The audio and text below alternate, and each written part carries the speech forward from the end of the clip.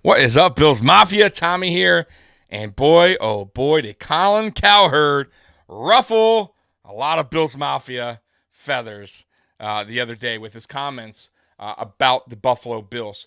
But before we get to that, let's go ahead and drop that intro. This is PZ Music.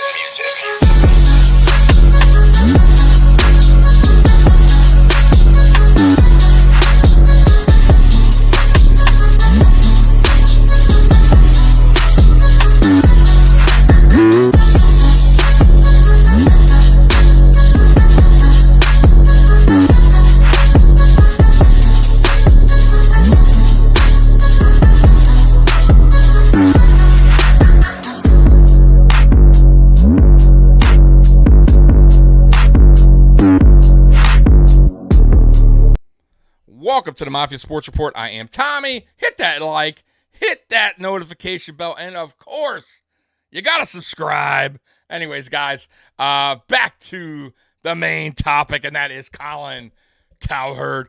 And listen. I am a fan of Colin Cowherd. I know a lot of you guys are gonna comment below, and you're gonna yell at me and say Colin Cowherd's a jerk, and I don't like Colin Cowherd.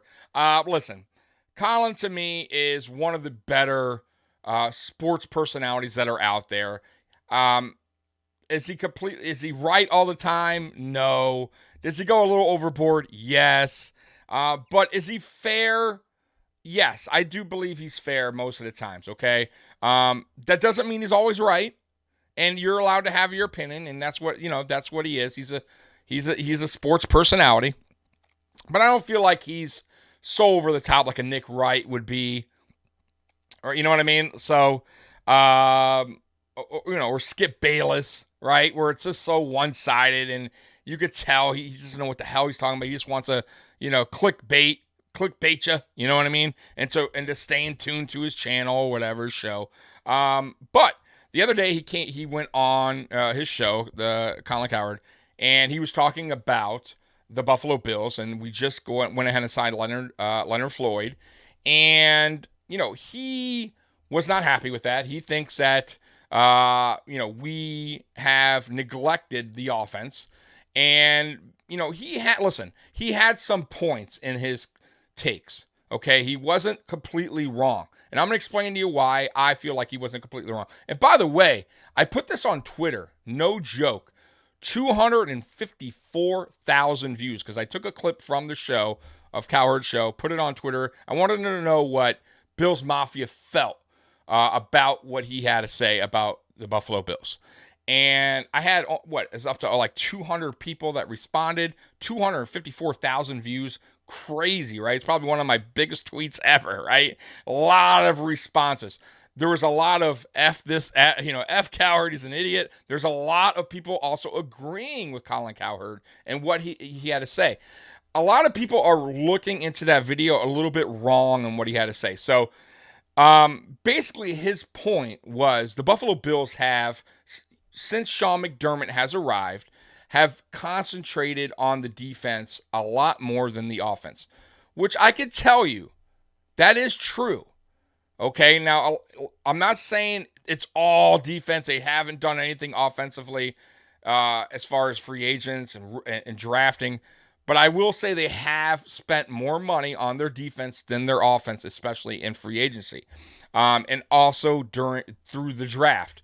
Now, this offseason, I do disagree with Colin Cowherd on this take. I felt like this offseason, the Buffalo Bills, Brandon Beane, concentrated on fixing the O-line as best they can with the salary cap they had, right? It wasn't a lot of money, okay? I felt like they got a lot of good depth. Now, it's a start, guys. This offensive line still isn't anything that we're going to write home about. I think it's an improvement. But I like Spencer Brown. I do. I feel like he has potential, but he's still a big question mark at right tackle.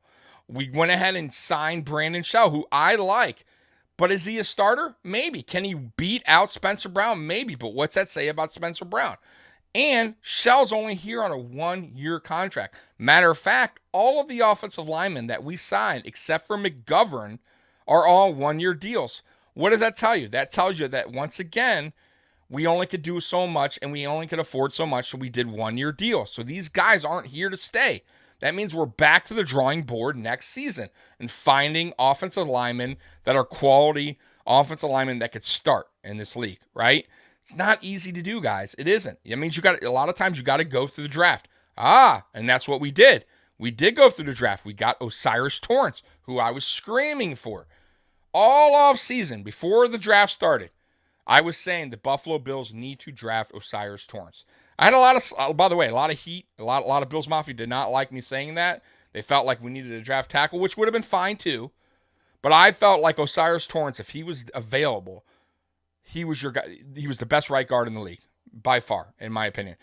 When we drafted Kincaid, I'm not going to lie, I was upset because I felt like we needed to protect Josh Allen. We needed a run blocker as well, okay? Somehow, some way, we got lucky, and Osiris Torrance fell to us in round 2. Then the Kincaid pick was like awesome for me. Then I said, whoa. 2 first-round guys in round 1 and 2, we got lucky. Praise the Brandon Beane for being patient. So listen. So him saying that we didn't concentrate on offense this offseason is completely wrong. We also got Sherfield, who I feel is very under the radar wide receiver. He had almost 500 yards for the receiving for the Dolphins. A very good season, actually, considering they have Hill over there in Waddle, right? So that's a good pickup, but it's still a question mark. Can he continue that trend where he left off in Miami in Buffalo, right? It's a new system with a new quarterback, right? We'll see. Now my problem is here and that's the wide receiver group, right? And listen, we got Diggs, no problem there. Love Diggs. Diggs top 5, top 10, right? But then here's where it starts to get shaky for me. Gabe Davis, who I believe in, and a lot of Bills Mafia right now doesn't. I still think that guy could be a number 2 receiver in the league. And yes, he has to prove it again this season because last year, even though I thought his stats weren't that bad, almost 900 receiving yards, he also missed some time, missed some games, right? He also was dealing with an ankle injury most of the season, and he still had 900 yards receiving, almost. It's a pretty good year. Now, his drops weren't good. Not good. Got to fix that, Gabe. But if he goes in this season, works on, stays injury free, works on his catching, right? That doesn't, do the dropsies, right? He could be a 1,000-yard receiver. No doubt about it. No doubt. But it is a question mark. Can he, right? Then you got, who's our third, right? You got Sherfield, right? You got Shakir, who, by the way, loves Shakir, but it is his second year. Can we get him more involved in the offense? We'll see, right? Then you got Hardy. Hardy's a speedster, but how much playing time will Hardy actually get, right? Then you got Dalton Kincaid, who, by the way, I love the pick, and they're going to use him more of like a slot tight end, slot receiver / tight end. I believe he's going to be really good in this league, but most of the time, rookie tight ends don't have phenomenal rookie years, okay? I can't tell you the last one that had a breakout rookie year, tight end-wise. So I feel like Bills Mafia need to back up a little bit on that. I think he's going to be involved. How much he's going to be involved, I don't know. So right there's our wide receivers, right? Oh, and then, of course, you got Dawson Knox as a tight end. So the receiving core and the tight ends, I'm including them all as far as receivers goes. Am I missing anyone there? I don't think I am. Oh, Justin Shorter. Justin Shorter is also a question mark. I don't think he's going to make the 53. I think he's going to be a practice squad player. But I think he has potential. But I wouldn't expect anything this season, guys. I don't even think he'll make the 53. I think he'll be on a practice squad. If he does make the 53, it'll be more for special teams rather than as far as on offense goes, right? So, listen, here's the problem. Let's say Gabe Davis gets hurt, right? Rolls his ankle again, whatever. Who's our number 2, guys? It's a problem, right? That's why I was so, on board with getting D-Hop. Because D-Hop would come in automatically, be that number 2. He's almost the number 1, but he's going to be a number 2. Listen, the guy has a track, history of being an awesome receiver, right? And like he's going to produce numbers, right? It's going to be a problem for NFL defenses to have to cover Diggs and Hopkins, and then you got Gabe Davis as the number 3. No, dude, Gabe Davis would shine. When Gabe Davis was number 3 receiver in 2021, that's where he shined the best, right? I'm just throwing that out there. So listen, D Hop to me would take that offense, that receiving group, and put it way to the next level. But if we don't get D Hop, because maybe he's asking too much, I still believe in this unit. I still believe they could potentially be good. But it is a question mark because it's not proven yet. We don't know until the season starts. Okay? Then Colin Cowherd talked about how the Buffalo Bills and I think it was a couple other teams, Pittsburgh was one of them, Tennessee was another one, and there was another team that was the highest paid defense. And I think they were 4-12 in the playoffs in the last 4 years, something like that, something crazy like that. Not good, not good at all. And defensive-minded head coaches like Sean McDermott don't really get to the Super Bowl. I mean, look at the Super Bowl head coaches; they're all offensive-minded head coaches. Is that a downfall for the Buffalo Bills having a defensive-minded head coach? Yes, I do think, because listen, guys, the NFL is an offensive league now, okay?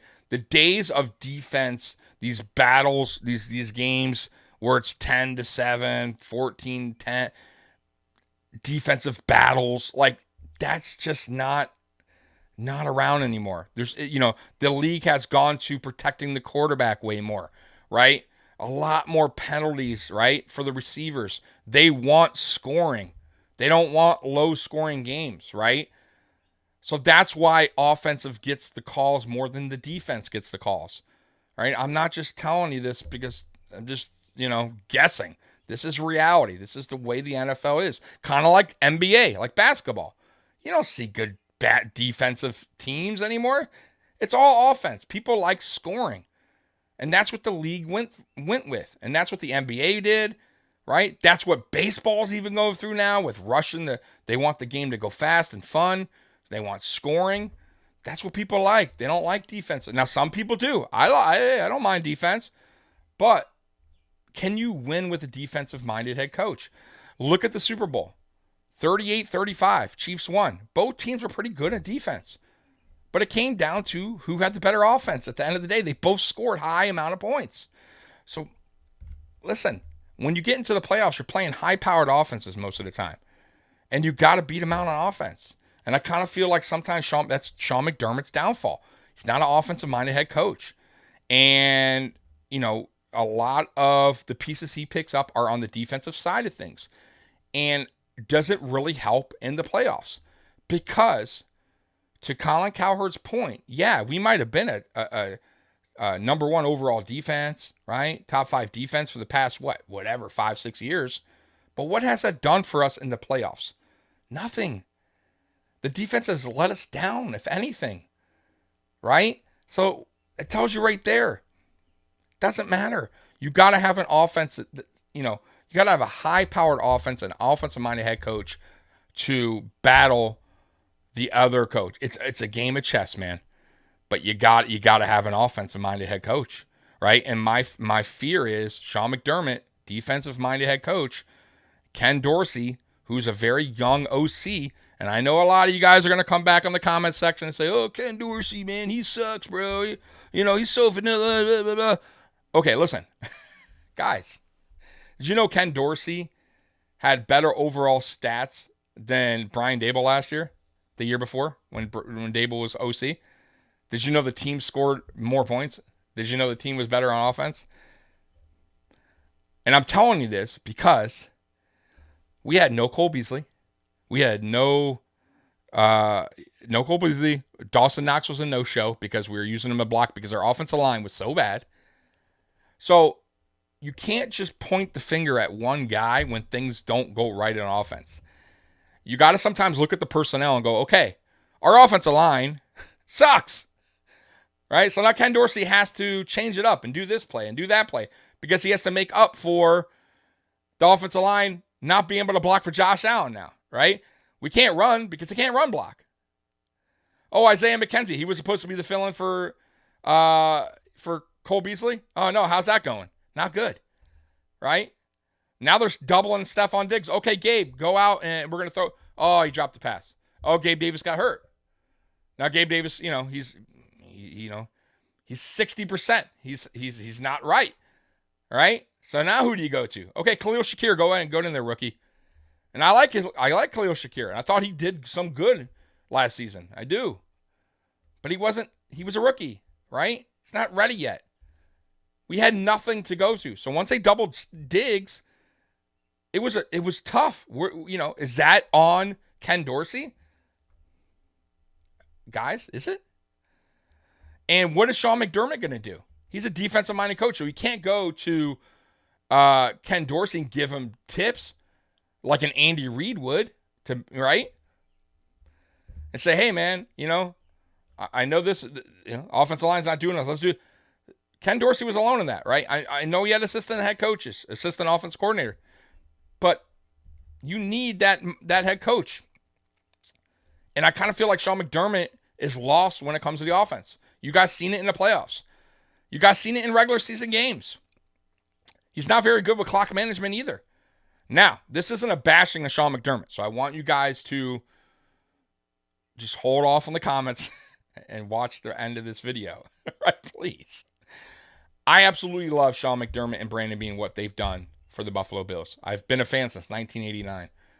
I went through the good of the Super Bowls. Of course, we lost. So it was a heartbreak. So I'll call it the good and the heartbreak of the Super Bowl run, right? I actually watched the first playoffs when we lost to the Browns.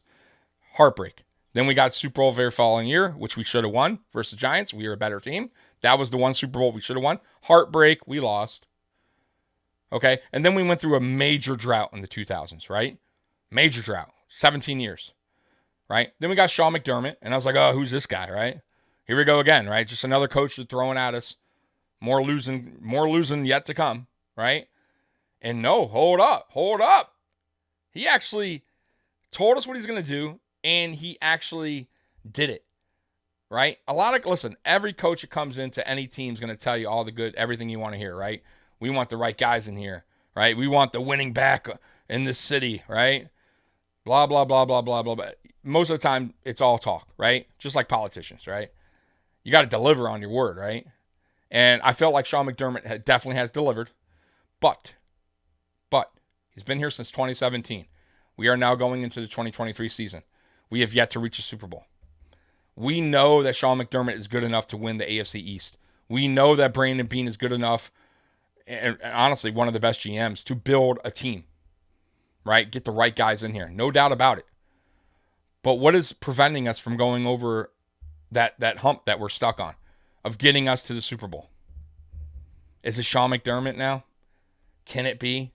Listen, guys, there's been great coaches in plenty of sports, right? Basketball, football, baseball. But some of these coaches cannot get to the finals or cannot win a finals, right? It happens all the time. I'm a Pistons fan. Rick Carlisle, right? Not Rick Carlisle, I'm sorry. Flip Saunders was a very good coach. Everybody knows that. Rest in peace, by the way. But for some reason, he could never get his teams to the finals. That includes the Pistons. That includes Minnesota. He always had, for some reason, he got stuck somewhere. He just couldn't figure it out. It happens. And then you get a guy like Larry Brown, right, who comes to the Pistons and takes over and wins a championship. And I know Flip Saunders came after Larry Brown, but I'm pointing that out that he still had a very good team, and it followed his career, and everybody talked about Flip not doing that.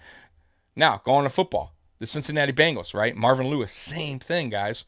Very good coach. Could get them to the playoffs year after year after year. But he couldn't get them past into the Super Bowl. He couldn't get it over the hump. Is Sean McDermott hitting that wall now, right? Where he just can't figure things out? And when does the Buffalo Bills, the owners, go, including Brandon Beane, the GM, say, I just don't think he can get, he's got us this far, but I think that's where it stops with him. maybe we need to get a coach to get us to the next, the final level, which is the Super Bowl.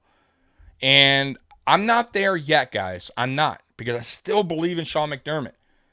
But I also understand where Colin Cowherd is coming from when he talks about defensive-minded head coaches and what they tend to do, which is, rely on their defense and overpay for defense and, use a lot of their resources for defense, right? And it does worry me a little bit that that's what Sean McDermott is doing since he arrived in Buffalo. Like I said, yeah, great. Our defense has been great since he's been here. But what has it really done for us when we hit the playoffs? Nothing. So, listen, this is a big year for Sean McDermott. Big year. He is now the head coach and the defensive coordinator. A lot of pressure. A lot of pressure, because I'm going to tell you right now, if that defense doesn't hold form like it did under Frazier, it's going to be a lot of talk. A lot of talk in the media. A lot of talk with Bills Mafia. And if this team doesn't get to a Super Bowl, there's going to be a lot of talk about, do we need to make a change? And it's a fair question to make. Right now, I am not saying that we need that change. But after the season, if we don't make a Super Bowl this year, I will have to start questioning that more and more and more. Is it time to move on from Sean McDermott? Right now, once again, I say no. Okay? Now, what more could we have done in this offseason? I don't think we could have done much more. Listen, the only thing that I thought we could do is get D-Hop, right? That was really everything else I felt like we did just right. We didn't have a lot of money. Matter of fact, we got a lot of steals in this. Think about it. Puna Ford signed with us. 1-year deal, but he could have went somewhere else. We got him cheaper, right? Leonard Floyd got offered more as well. And listen, that's a great fill-in for Von Miller, while Von Miller is getting himself back to playing shape, because he just got done with the ACL surgery. He's saying he wants to be back week 1. I don't think so, guys. I think he's going to be on the PUP list, and that might be the smartest thing to do. Why rush him back? Now that you got Leonard Floyd, a guy that we all know can do it. He's averaging like 9.5 sacks in the last, 3 seasons? No problem. Stick him in for Von Miller for now. Let Von totally heal up. Then get Von back out there and still use Leonard Floyd as a rotation guy. Perfect. No problem. That was a good pickup, right? Brandon Shell was a very good pickup. The Dolphin fans loved that dude. That guy came in. They put him the right tackle. He did a phenomenal job there. Perfect rotational guy. Maybe a guy that wins a starting job. So I felt like what we did in the offseason was, with what we had, I thought it was a good offseason. I do. So that, like I said, guys, I disagree with Colin Cowherd. But, what more could have we done? I mean, honestly, guys, I'm going to say not much. Not much because of our limited sources. I thought the draft was a good draft, B+. So let's see how this season goes. And by the way, we're still not out on the D-Hop. D-Hop is not officially signed with any team. The longer that D-Hop remains a free agent, the lower his value will be, guys. So it's very, very possible his value drops, and maybe Brandon Beane figures something out and signs D-Hop to a contract. If not a big deal. But the wide receiver group need to step up, because that is the biggest question mark heading into the season. The offensive line, it's not so much a question mark. It's, can they be just good enough to last this year, and then we need to rebuild again in the offseason instead of band-aiding, on this offensive line by only getting 1-year guys. Because I'm going to tell you right now, Mitch Morse is probably his last season. Now, did we take Ryan Bates and put him at center? Right? He could, potentially. And that solves your center issue, right? But then, right, you got to, how is Spencer Brown going to work out this season? If he doesn't work out, right, then you got to go ahead and draft a right tackle or get a one in free agency, because guess what? Shell's only here on a 1-year deal. Unless you extend him, unless he plays great, then we'll see, right? And then you got McGovern. I think McGovern was signed to 2 or 3 years. Doesn't necessarily mean he'll work out. He had he was okay in Dallas. He had potential. But we'll see. We'll see, guys. So there's, like I said, offensive line has gotten better on paper. I still need to see it on the field. Like I said, once again, the biggest question mark y'all need to watch for is the receiving group. I think that's the biggest question mark. With the running backs, Harris, if he can stay healthy, that's a great pickup as well. If he can stay healthy.